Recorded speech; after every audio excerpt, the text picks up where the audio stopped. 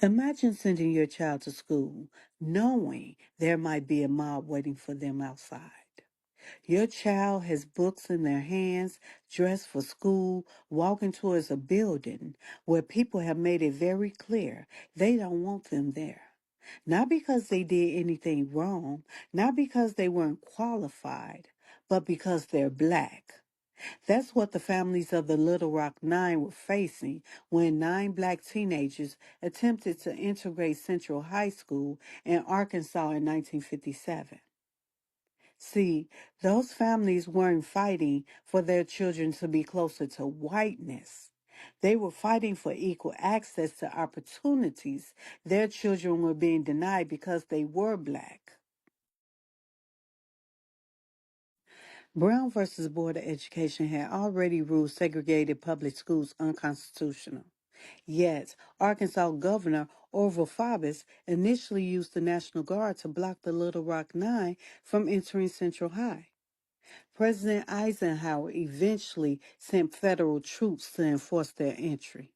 They had the legal right to walk through that door. The government made sure it opened. But the government could make that school admit those black children, but it couldn't make everybody inside accept them. And it damn sure couldn't make racism disappear. Integration wasn't supposed to mean white is better. It meant my blackness cannot determine which opportunities I'm allowed to have. Okay, so there are some black folks who feel like when they move their family into a predominantly white neighborhood, it means that they made it. Or getting your child into that predominantly white school. Oh, that's a good school. Or being the only black person in certain rooms could become a badge of success. And there's absolutely nothing wrong with succeeding in those spaces. But when did black space become something we were supposed to graduate from? Because our ancestors weren't fighting to exchange black spaces for white ones. They were fighting for the freedom to choose. Integration says, you cannot exclude me because I'm black. Assimilation can become, maybe I'll be more accepted if I'm less connected to blackness. And no. Black friends aren't people you outgrow. Black businesses aren't second best. Black institutions don't lose their value when you become successful. And black excellence doesn't become more excellent because white people are standing nearby. Listen, access doesn't guarantee racism disappear from everybody inside the space. In 1998, James Byrd Jr., a black man in Texas, accepted a ride from 3 white men. They took him to an isolated area, beat him, chained him to a pickup truck, and dragged him to his death. Now, 2 of those killers were avowed white supremacists. Listen, racial terror was never just about rope, and integration was never a magical shield against racism. But I need you to listen, because this is why I really want to talk to us. I don't want our babies afraid of the world. I want them prepared for it. I'm not saying every white friend is secretly your enemy. I'm saying don't assume, oh, these are my friends, so race could never matter here.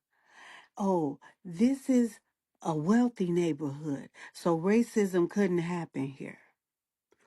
Or this is a prestigious school, so everybody must know better. Come on now.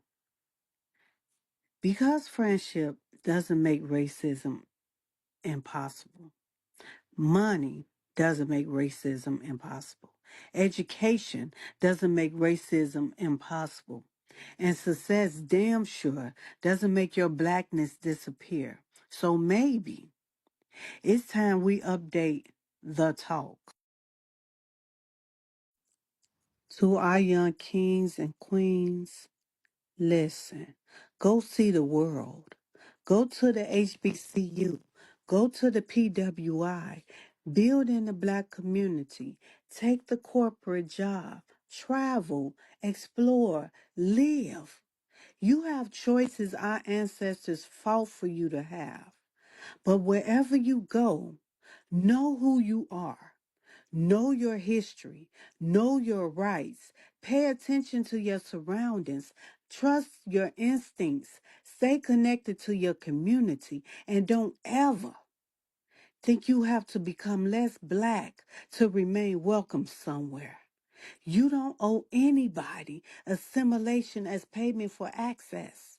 And don't let anybody convince you that being surrounded by black people mean you haven't made it. Because black is beautiful.